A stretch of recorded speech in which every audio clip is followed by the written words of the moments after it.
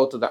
అంటే పార్టీ ఈ కార్యక్రమాలకి దానికి ఏం సంబంధం లేదు, అదొక రొటీన్. ఇప్పుడు ఇదివరకు ఉమాభారతి సీనియర్ మోస్ట్ నాయకురాలు, ఉత్తరప్రదేశ్ ముఖ్యమంత్రిగా కూడా చేసింది, మధ్యప్రదేశ్ చేసింది. కానీ ఆ తర్వాత మోడీని వ్యతిరేకించింది, ఏమన్నా సెట్ అయిందా?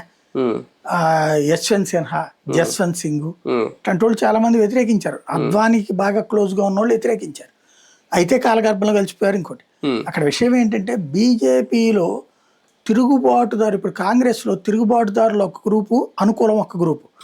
ఈ అనుకూల గ్రూపుల్ని కాపు కాసేటట్టు అనుకూల గ్రూపులకి ఆటోమేటిక్ సహకారం ఉంటుంది, వ్యతిరేక గ్రూపులకు కూడా వీళ్ళే కాపు కాస్తుంది, కాంగ్రెస్ పార్టీని ప్రోత్సహిస్తుంది. ఎందుకంటే ఇద్దరు నాకాళ్ళ దగ్గరే ఉండాలన్నది. బీజేపీలో అట్లాంటిది కుదరదు. బీజేపీలో నువ్వు వ్యతిరేకించో పక్కపో, రైట్, మమ్మల్ని తిడతావు తిట్టు బయట నుంచి, నో ప్రాబ్లం. ఇంకోటి ఏంటంటే బయటికి వెళ్ళి బాగుపడ్డటువంటి వాళ్ళు ఎవరు లేరు. యశ్వంత్ సిన్హా, జస్వంత్ సింగ్, ఉమాభారతి వీళ్ళందరూ ఎవరు బాగుపడలా.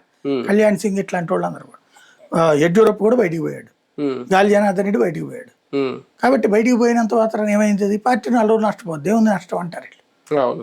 మనం అధికారమే పరమావధిగా బీజేపీ రాజకీయం చెయ్యదు అనేది వాళ్ళ అధినాయకత్వం లెక్క.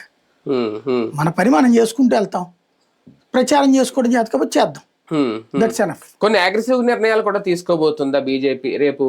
కేంద్ర కేబినెట్ పునర్వ్యవస్థీకరణ లేదంటే బీజేపీకి ఏం సంబంధం లేదు, మోడీ లెక్క. మోడీ బీజేపీ వాళ్ళని పిలుస్తాడు అంతే కదా. బేసిక్ గా అయితే